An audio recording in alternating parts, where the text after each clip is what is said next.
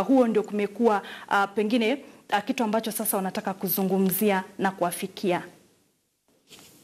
Wa kesho kutoka studio zetu za katikati ya jiji la Nairobi, mtazamaji, ni Cecilia wa kesho huyo akitupa mchipuko wa yanayojiri kuhusiana na mgomo wa manesi ukipenda wauguzi hapa nchini, ambapo unaelekea siku 90 sasa na mwafaka haujapatikana. Mbali na wauguzi ni kwamba wabunge wa muungano wa NASA wanakutana hapa jijini Nairobi katika afisi zao za Okoa Kenya kupanga mikakati kadhaa wa kadha, na ili kupata picha halisi ya mambo yalivyo katika mkao ule, tutajiunga na Mark Namasu ambaye yuko kule, atakuwa anatuelezea kikao kimeanza, ni yapi anatarajiwa kujadiliwa. Mark. Naam, Matambo, tayari kikao cha wabunge, magavana pamoja na viongozi wengine wachaguliwa wa muungano wa NASA, kikao tayari kimeanza, na tulimuona kinara wa NASA, wa muungano wa NASA, Raila Odinga pamoja na Moses Wetangula, naye Stephen Kalonzo Musyoka wakiwa kwenye mstari wa mbele katika mwanzo wa mazungumzo yao.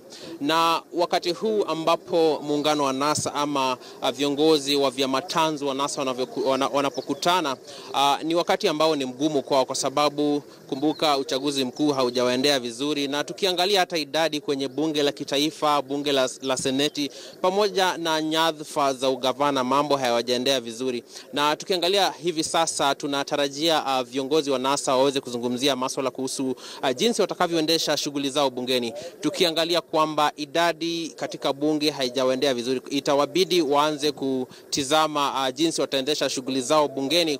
Kwa mfano, jinsi wataweza kupata nafasi kama za wenyekiti wa vikao vya bunge, kama kikao kile kinachoshughulikia masuala ya uwekezaji, yani Parliamentary Investment Committee, pamoja na kikao cha uhasibu bungeni ama Parliamentary Accounts Committee.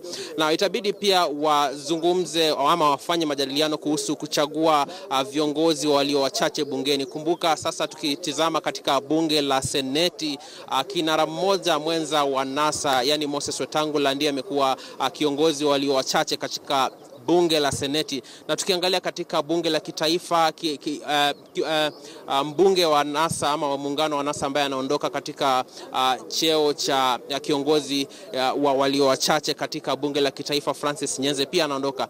Itabidi pia muungano wa NASA na vyama tanzu wafanye katika majadiliano yao ya leo kuhusu ni nani ama ni yupi ambaye wanaweza kumchagua katika nyadhifa kama hizo. Pia tukitazama katika nafasi ya walio wachache katika bunge la kitaifa, tetesi ama habari ambazo tumepata ni kwamba Opiyo Wandayi huenda anapendekezwa kuwa kuchukua nafasi ya walio wachache katika bunge la kitaifa. Basi hayo ni baadhi tu ya masuala ambayo tunatarajia viongozi wa muungano wa NASA pamoja na wale wa vyama tanzu waendelee kujadili katika mkutano wao wa leo. Kwako Matambo. Na Mark, kulikuwa na tetesi awali kwamba hawa wabunge wa NASA, muungano wa NASA, watasusia uapishwaji wa wabunge hapo kesho. Je, tetesi hizi zipo ama wamezizika katika kaburi la sahau labda? Matambo, kulingana na jinsi tumezidi kudadisi masuala haya ni kwamba huenda zikawa zipo au la, bado hatujui kwa uhakika iwapo watasusia kula kiapo au la.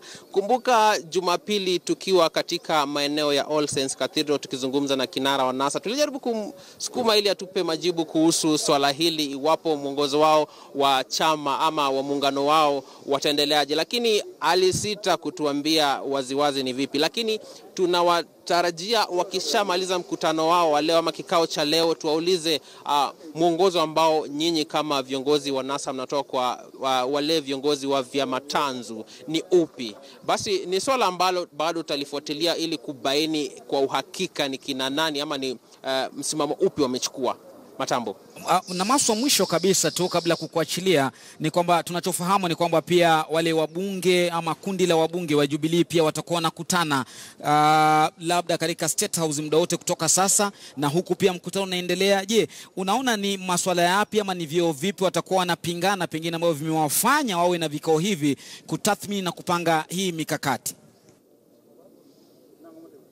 Kwa kifupi Matambo,